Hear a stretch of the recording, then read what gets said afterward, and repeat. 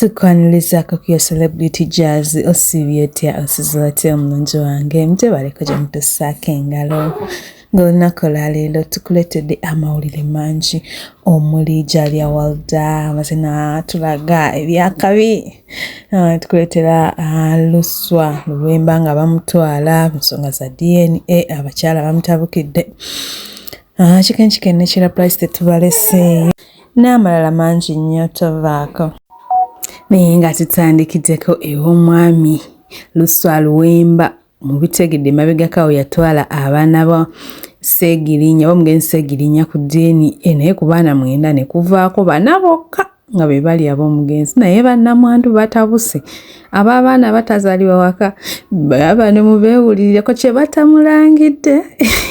Ssente oma mulokuluka ebisirani oli mu ngoye z'omugenzi mu leekani tosana bulande suti emitwala 4 naye nawulikanira abakazi mbaka be yali kazaddemu abaana sibafa nosaka nosinika nnyo amannyo wamanya bayimiranga bazaala omwana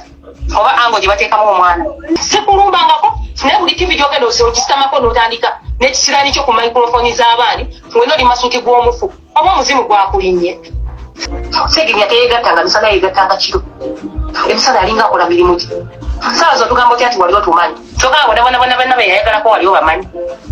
bw'aba yali akwagala nnyo kiki yakulekera lwaki ku kaadi z'emmotoka ku byapa ku ndagano teyakuwako yadde n'ekimu leka kwefuula nnyo yali ategeera omugenzi oli omutegeera mu ofiisi so si mu kisenge namu maka ge era oli olina wookoma okitegere omuntu alina okubeera mu nsonga zino okuvayo okwanukula ye Kasagga ne Robert gwe bino biveemu wajjanga kiyambi ate bwe wayamba yafadda bwe wayamba yafadda ate kala akasajja ketagala soka twala butabika mukamulize nga mukegendereza obusiru obukuli ye wali yagala wagenda okugenda kugambe nti ngenda kweba kanono ate ye nga tuvuddeyo ensenga za ssente zaakazatabudde Sheila price ne chicken buli omu avuddeyo nalangira mu n'ebiwanvu banange ssente etabula babaana mubeewulirirako omwana oyo akatambike bwe kafuluma akebyo byeyekola I was the first TikTok yalina following eyavayo nengana naye bannayine ekimala tugambe mwe temusobyangako naafuna amaanyi n'alinnya ku live eyaliko alien skin lwe yamusondera ssente ebyo mubijjukira ne scandal ze nafuna ne senga acid ze nali sirina nakufuna na byayingira byali bintu bya chicken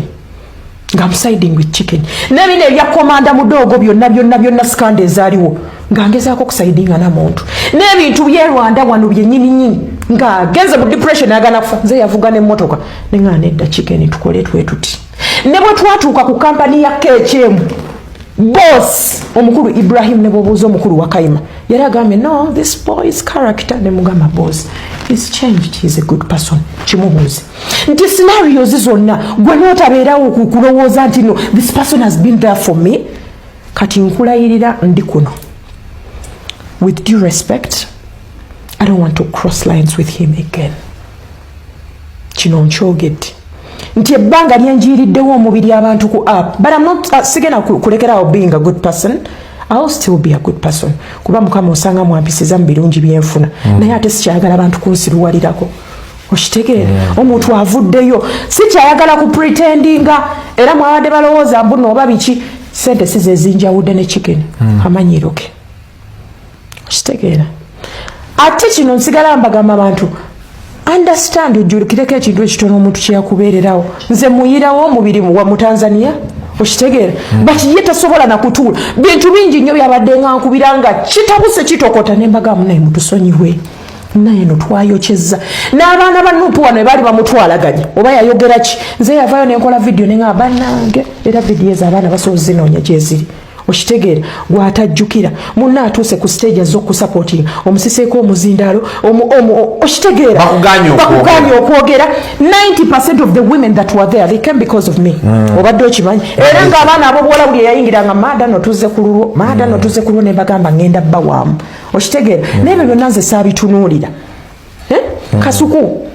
omuntu omulungi naye afuna waakoma okitegeera kale nno bibeewo shewedde wadde tewali wadde mukubire muno omugambe webale kumbeerera mukyali wange up to date kati gwe mbuulira oyo black man mbuze nagenda mulebale muzaala okitegeera nti oba nze amuyonza okitegeera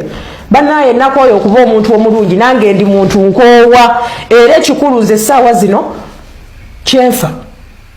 kasita Ssente temugamba nti table sold out okitegeera table zaseringa out era nze kyensaba ennyumba y'omukazi ezimbibwe that's all. So nabadde ne pulaani emuwa Ssente ze yansaba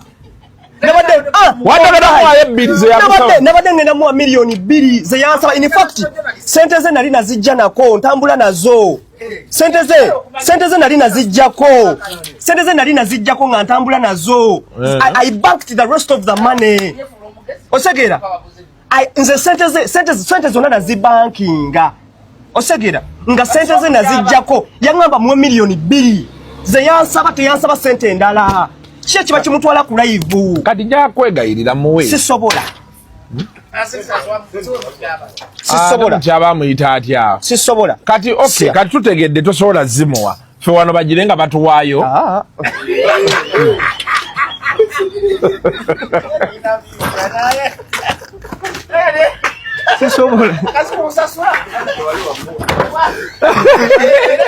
naye gwekitegeeza omukazi tewali wayitogera mu wano kabiru wandikayimiridde mu mitwalo nga kyali bwe kiti.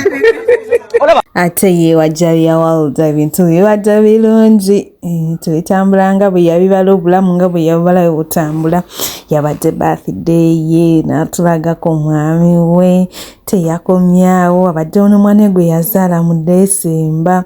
naye yamaze n'atugirayo ebifaananyi bye buli gyamukweka naye ku birthday ye baakoze photoshoot bambi banyumye family photoshoot n'atulagako bifaananyi bya baby Michelle kyana kyeka bulungi nnyo kyana kizungu okirengera okiraba